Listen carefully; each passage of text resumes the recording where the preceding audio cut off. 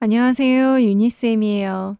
이번에는 컴퓨터 활용 능력 2급 계산 작업에 해당하는 함수 부분을 완벽하게 정복해 보도록 하겠습니다.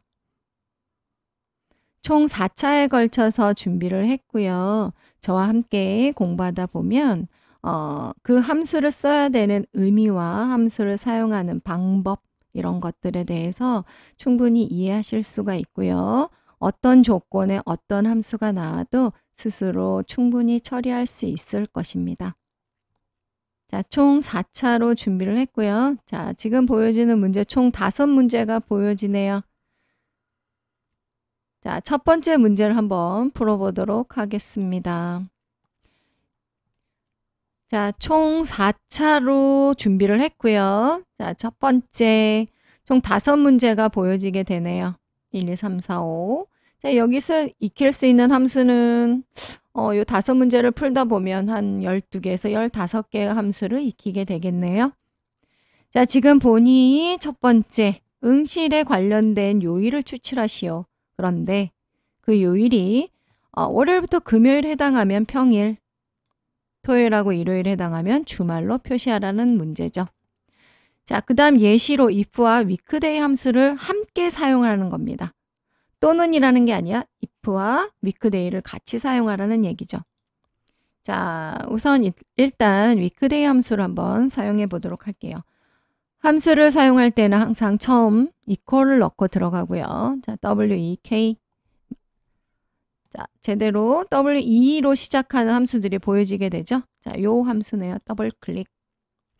자, 그 다음 여기 힌트가 중요해요. 힌트를 보면 자, 시리얼 넘버라고 나왔어요. 어떤 숫자 요 부분을 응시일에 해당하는 부분을 컴마. 자, 다음 리턴 타입이라고 나오죠.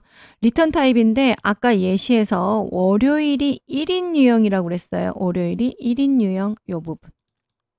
자, 일주일 단위를 리턴할 때 월요일부터 1로 시작하는 리턴 단위를 쓰란 얘기예요. 자, 그래서 2 하고요. 엔터 하게 되면 자, 5라는 숫자가 나옵니다. 5라는 숫자는 금요일에 해당하는 거겠죠? 정말 금요일인지를 자, choose라는 함수가 있습니다. 자, 무엇을 아까 줬던 함수 그대로 적어 볼게요. WEK weekday 어떤 거를 응시일에 해당하는 부분 리턴 타입은 월요일부터 금요일까지 월요일부터 시작하는 타입 유형으로 자, 그 타입 유형이 2를 반환할 때는 월 자, 2를 반환할 때는 화 자, 다음 3을 반환할 때는 수 4 5 6 7 자, 그랬더니 금요일이었기 때문에 5라는 숫자가 반환이 되죠.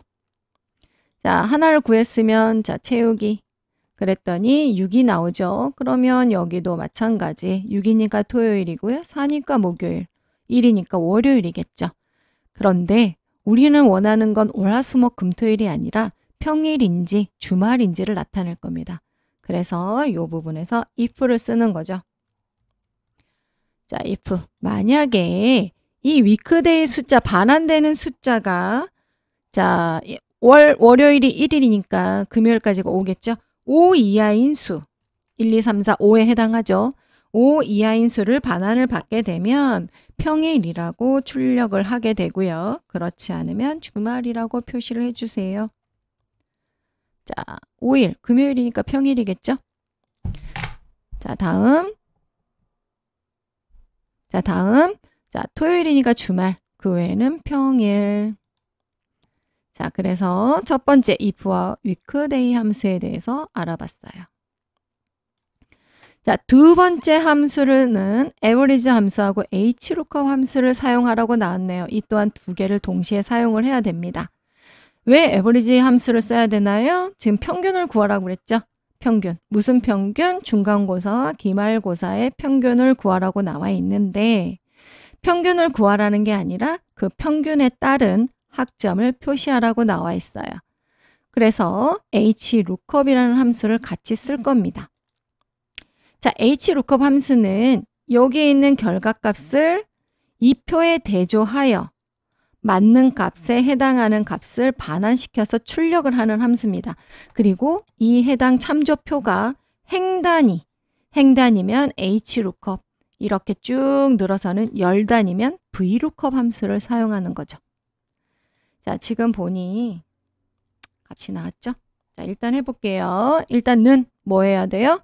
자, 평균을 구해야 되겠죠? 평균을 구해야 되니까 average 함수를 사용합니다.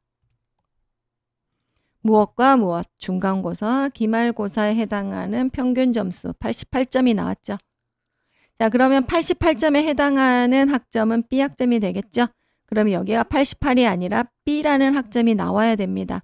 그래서 이 평균 점수를 어디에서 hlookup, 이 평균 점수를 표에서 참조할 거예요. hlookup,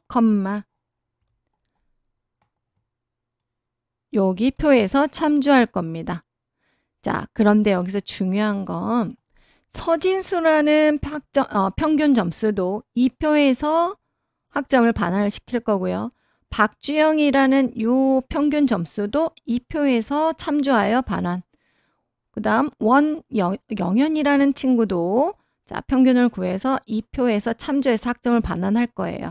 그래서 이 표에 해당하는 부분은 F4를 눌러서 절대 범위값을 줘야 됩니다. 항상 참조하는 범위가 흐트러지지 않고 상대적이지 않고 항상 고정되어 있을 때는 절대 참조값을 줘야 되고요. 달러가 붙었죠. 이건 절대 함수란 얘기입니다. 절대적인 영역이겠죠. 자, 그 다음 컴마. 자, 그 다음 반환할 수 있는 행렬값 뭐예요? 인덱스 넘버 하나, 둘, 세 번째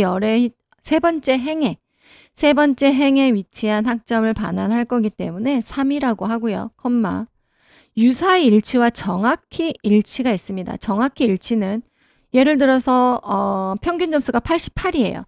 그럼 이 부분에 대해서 88이라는 숫자가 없습니다. 88이라는 숫자는 어느 범위? 80 이상 90 미만의 범위 안에 있기 때문에 유사일치를 줘야 되겠죠. 엔터 끝. 그랬더니 B학점 나오고요. 자, 이 부분은 D학점. 자, 그러면 한번 에버리지 함수를 해서 그 학점이 제대로 출력이 된 건지 확인을 해보겠습니다. 에버리지 함수 쪼로록 엔터. 자, 그 부분에 대해서 이렇게. 자, 68점이기 때문에 60과 70 미만 사이에 해당하죠. D학점. 자, 그 다음 78점이네요. 이 부분이죠. C학점. 자, 90점 이상이니 A학점. 자, 그래서 우리가 average 함수하고 hlookup 함수를 사용해 봤고요. 자, 세 번째 문제는 지금 보니 학생의 성명과 평점이 나와 있고요. 생년월일 나와 있습니다.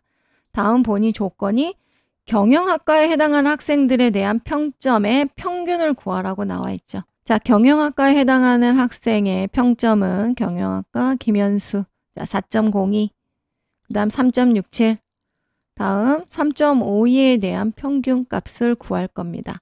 아까 평균값을 구할 때는 에버리지 함수를 썼죠. 에버리지 함수를 썼지만 이 부분에 대해서는 에버리지 함수가 없습니다. 그렇기 때문에 자, 일단 dAverage라는 함수가 있습니다. 이게 데이터베이스 함수인데요. 자, 데이터베이스는 아까 에버리지랑 좀 틀립니다. 자, 첫 번째 힌트를 보게 되면 데이터베이스라고 나와 있죠. 요 부분의 테이블에서 자, 컴마. 자, 필드라고 나왔어요. 우리는 무엇을 구할 거냐면 평점의 에버리지니까 평균을 구할 겁니다. 컴마.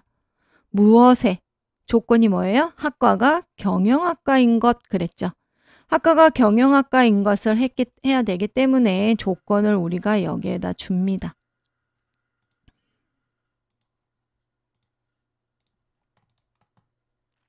일단 학과가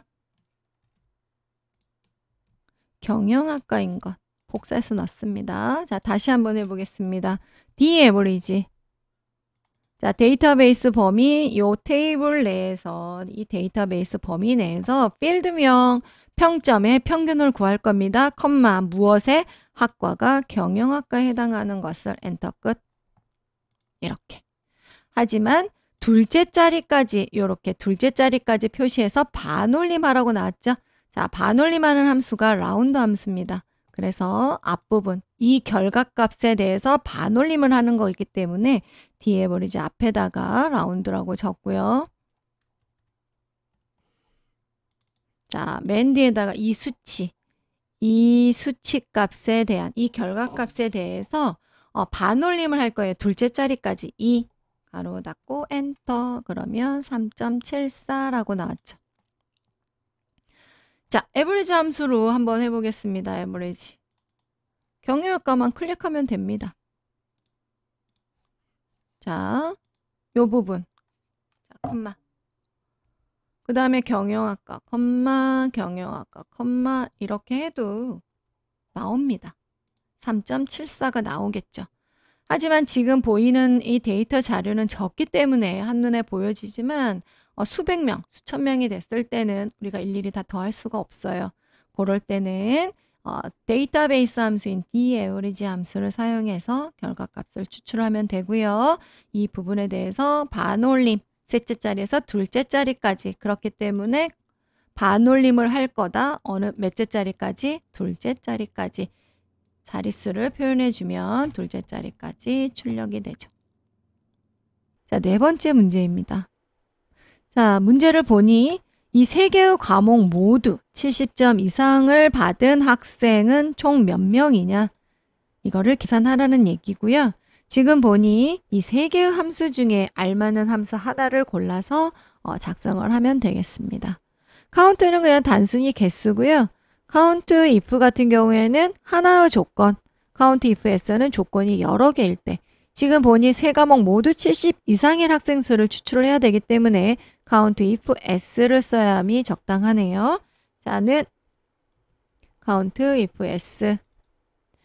자, 보니까 크리테리어 레인지라고 나왔죠. 자, 조건에 해당 조건을 걸 레인지 범위를 잡고요. 이 범위 중에 70점 이상인 것. 자, 두 번째, 이 범위에서 70점 이상인 것. 아이고, 70. 자, 다음 세 번째, 경영 전략 중에 70점 이상인 것.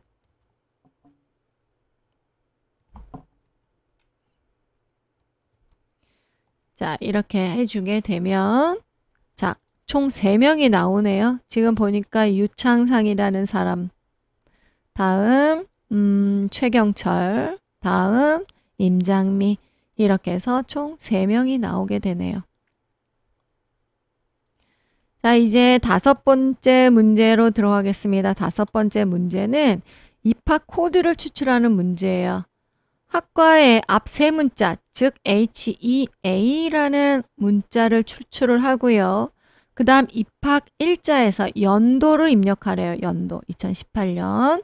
자, 그렇게 되면 예를 들자면 앞에 있는 헬스케어 이 학과에서 입학 날짜는 2018년 3월 1일인데 입학 코드는 HEA까지 세 문자, 요 앞에 있는 세 문자와 2018을 해서 요렇게 학번이 주어진다고 하네요.